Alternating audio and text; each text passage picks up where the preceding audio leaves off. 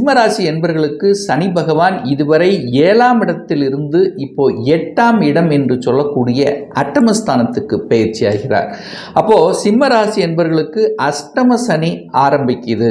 அப்போ என்ன நடக்கும், எப்படி இருக்கும்?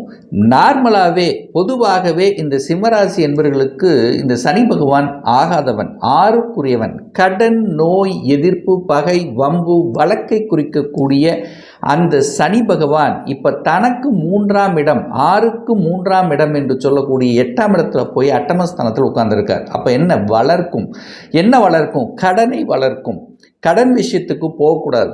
கடன் தன்னுடைய கெப்பாசிட்டிக்கு மேலே போகக்கூடாதுங்கிறத ஞாபகத்தில் வைத்துக் கொள்ளுங்கள் இந்த சிம்மராசி என்பவர்கள். 8ஆம் இடம் என்பது வலி, வேதனை, துக்கம், துயரத்தை கொடுத்தாலும் எதிர்பாராத அதிர்ஷ்டம்ங்கிறது அந்த 8ஆம் இடத்துல தான் இருக்குது.